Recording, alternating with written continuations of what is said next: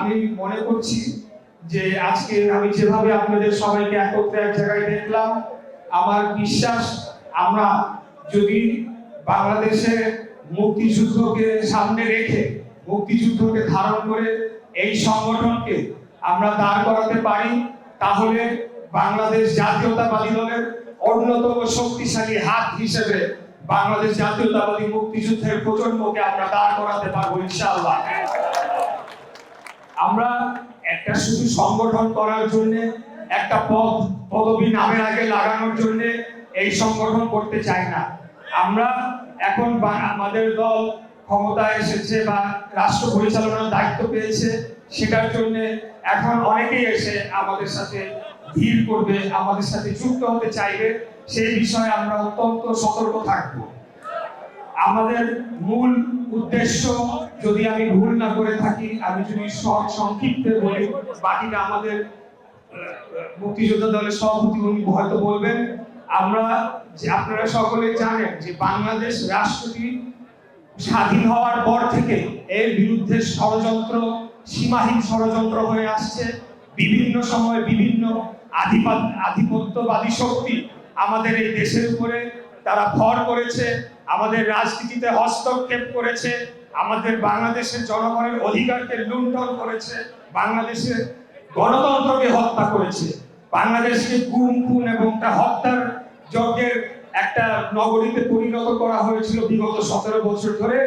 এবং এই কাজটি করতে গিয়ে তারা মুক্তিযুদ্ধকে ব্যবহার করেছে, মুক্তিযুদ্ধকে বিকৃত করেছে এবং আমাদের এই পবিত্র মুক্তিযুদ্ধকে অনেকটা প্রশ্নের মধ্যে ফেলার মতো অবস্থা করে দিয়েছিল। প্রিয় উপস্থিতিবৃন্দ, আমি এখনই শেষ করে দিব। আমি বলতে চাই যে আগামী দিনে আমরা এমন একটি সংগঠন করতে চাই, যদি আমাদের যে কোনো প্রয়োজনে, দেশের যে কোনো প্রয়োজনে, যদি আমাদেরকে আমাদের বাবাদের মতো, আমাদের দাদাদের মতো, আমাদের পূর্ববর্তী প্রজন্ম আমার পাশেই বসে আছেন, সশস্ত্র মুক্তিযুদ্ধ করেছে, রাতের হাতে অস্ত্র তুলে নিয়ে ট্রেনিং নিয়ে বাংলাদেশের ভিতরে এসে পাকিস্তানি মিলিটারির বিরুদ্ধে যুদ্ধ করেছে।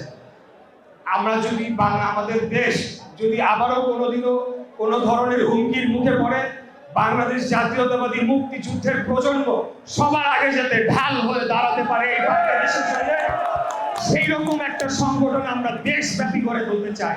আমরা এই সংগঠনকে ব্যবহার করে আমাদের রাজনৈতিক ক্যারিয়ারকে আগানোর জন্য আমরা কিছু করতে চাই না। আমরা কেবলমাত্র দেশ এবং জাতিকে রক্ষার জন্য আগামী দিনে এরকম একটি সংগঠন গড়ার উদ্যোগ নেওয়া হয়েছে। আজকে আমি অত্যন্ত আনন্দিত আপনারা সবাই এসেছেন। ইনশাআল্লাহ আমরা মাত্র সরকার গঠন করেছি, আমাদের কিছুটা সময় লাগবে।